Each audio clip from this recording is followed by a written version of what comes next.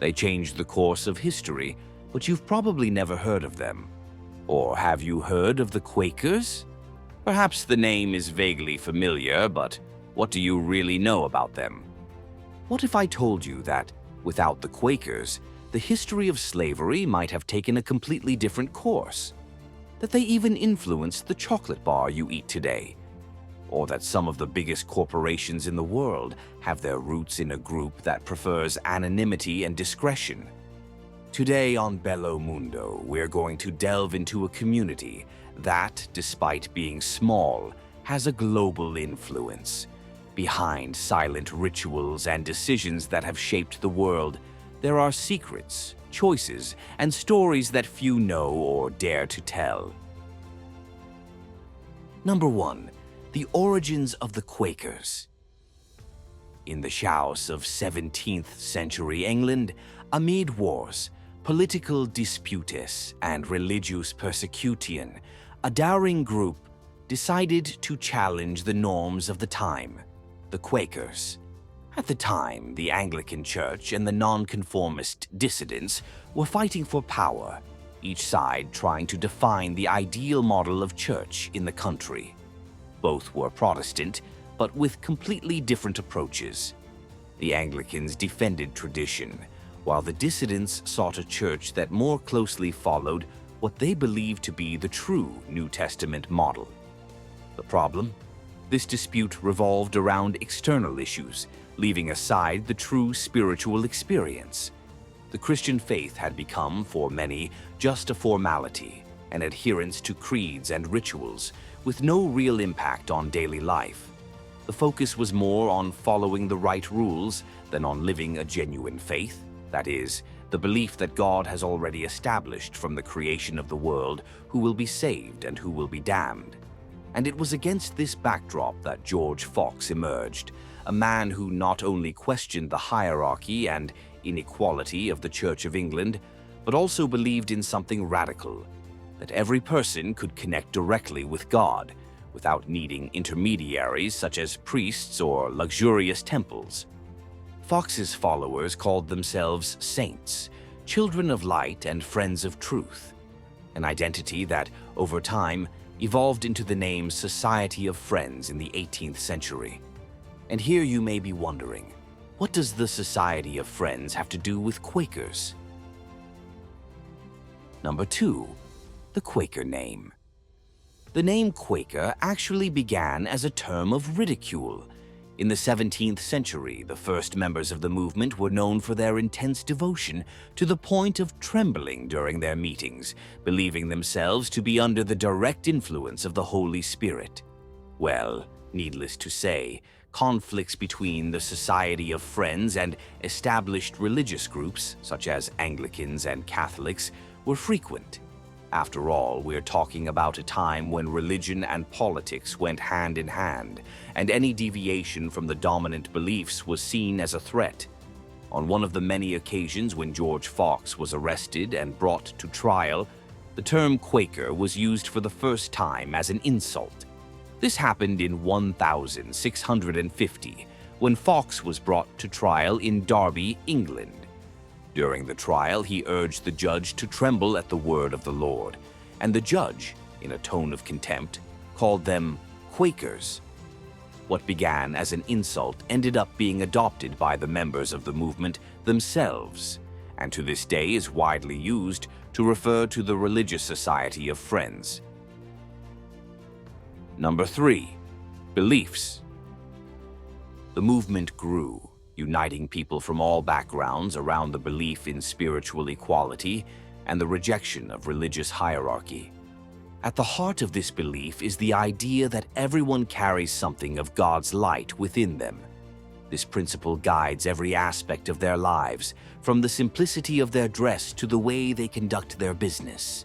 They reject rituals and sacraments, believing that true worship is a direct connection with the divine.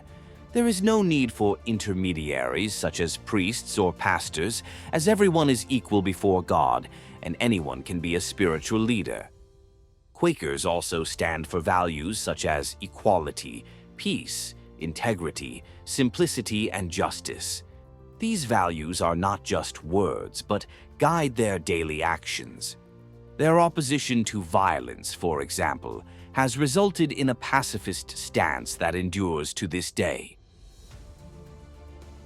Number 4. Silent worship. Quakers have two forms of worship, and each reflects their deepest beliefs. The first is the programmed service, which follows a format familiar to many. There is a minister who leads the meeting, with hymns, prayers, and readings from the Bible. But what really sets Quakers apart is silent worship, or unprogrammed worship. In this format, there is no script and no fixed leaders. People sit in silence, waiting for someone to feel inspired by the Holy Spirit to speak. This can result in reading a passage from the Bible, sharing an experience, or saying a prayer. And sometimes the whole service passes in silence, with everyone in deep reflection. For Quakers, silence is a way of hearing God's voice without distractions. They believe that elaborate rituals are not necessary to connect with the divine.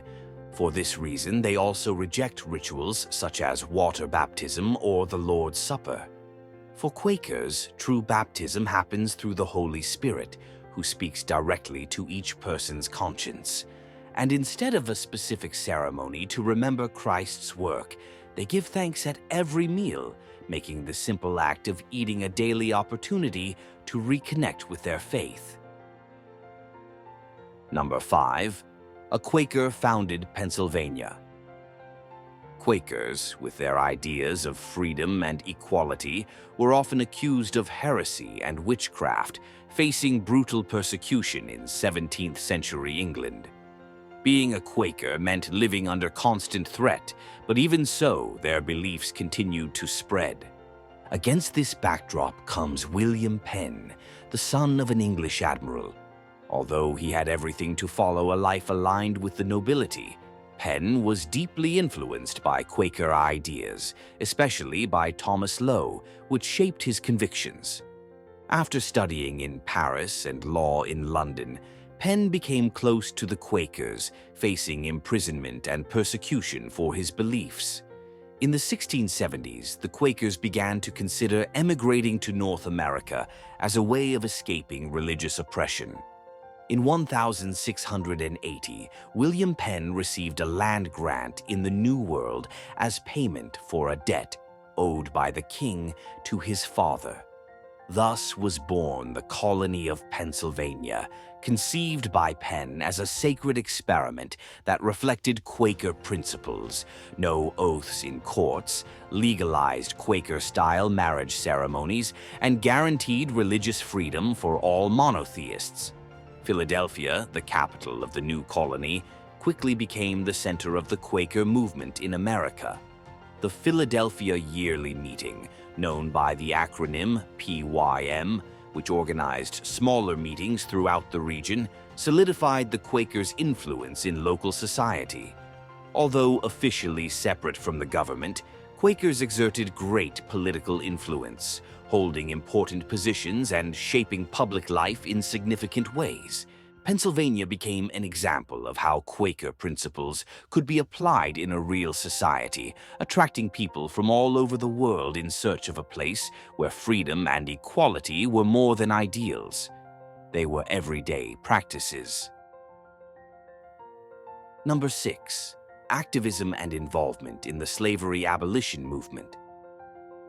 The belief in equality inspired the members of the Religious Society of Friends to fight for changes that marked history.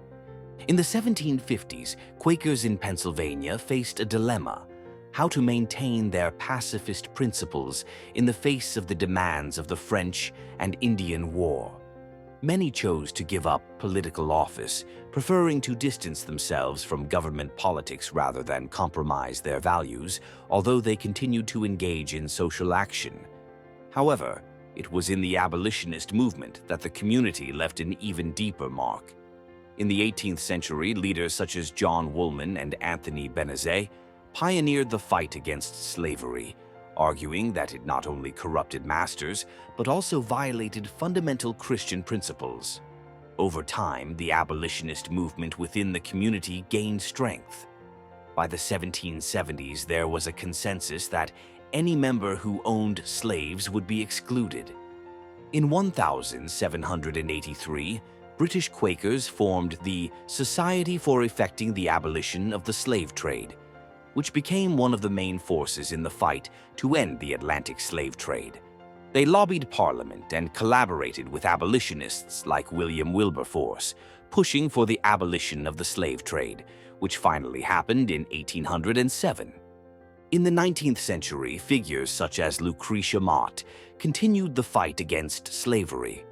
Mott, a fervent defender of the rights of women and African Americans, helped found the Philadelphia Female Anti-Slavery Society in 1833, one of the many organizations that, under Quaker leadership, worked for the end of slavery in the United States. In addition, Mott and other members played a crucial role in the Underground Railroad, a clandestine network that helped fugitive slaves escape to freedom in the northern United States and Canada. But the Quakers' contribution to social justice didn't stop with abolition. They pioneered several ideas that would shape the future, such as the introduction of democracy in the Pennsylvania legislature and the inspiration for the Bill of Rights of the United States Constitution. In addition, they promoted concepts such as trial by jury, equal rights for men and women, and public education. Even the iconic Liberty Bell was cast by Quakers in Philadelphia, symbolizing their commitment to freedom and equality for all. Number 7. Prominent role for women. And speaking of equal rights, another field of activism in which Quakers have been pioneers is gender equality. From their earliest days, they have been advocates of gender equality, granting women a prominent role in their community. At a time when women were largely excluded from spheres of religious and social power, Quaker women not only participated but often led. They were preachers, missionaries, and activists, playing key roles in social movements such as the abolition of slavery and women's suffrage, women's fight for the right to vote, an important milestone in the quest for equal rights for men and women. Number 8. Quaker presidents. Interestingly, 2 U.S. presidents came from Quaker families, Herbert Hoover and Richard Nixon. Although both distanced themselves from the stricter practices of religion during their political careers, their Quaker roots influenced their ethics and worldviews. Herbert Hoover, who was president from 1929 to 1933, was an engineer and humanitarian before taking office. His work in aiding the victims of the First World War directly reflects the Quaker values of service and compassion. Richard Nixon, president from 1969 to 1974, was also raised in a Quaker family. However, his presidency was marked by controversy, especially the Watergate scandal, which contrasted sharply with the Quakers' characteristic principles of honesty and integrity. After all, not everything is perfect, is it? Number 9. The Quaker who isn't really a Quaker. But what does oats have to do with this movement? Did they build the Quaker Oat Flakes empire? The answer is yes and no. The food company, founded in 1877, has no direct connection with the religious group. However, the group was the inspiration for the creation of the brand. One of the founders of Quaker Oats read an article about the Quakers and was impressed by their qualities of integrity, honesty, and purity. He decided that these virtues would provide the perfect identity for his company. Interestingly, the Quakers' real connection to the food industry is not with oats, but with chocolate. Number 10. Quaker Big Business. Surprisingly, the Quakers' real connection with the food industry is not in oats, but in chocolate. Renowned companies such as Cadbury and Rowntree were founded by Quakers who saw business as a way of promoting their values and generating income for their communities. Excluded from Anglican universities, the Quakers sought to thrive in business. Without access to formal education, they developed practical skills and became innovative and successful entrepreneurs. A striking example is chocolate bars. Yes, the one you eat today came about thanks to them. Companies like Cadbury adopted the idea, promoting healthier habits and offering alternatives to alcohol. Other big names, such as Fry's and Rowntree's, were also founded by members of the Quaker community. As well as valuing equality, they used their fortunes for noble causes.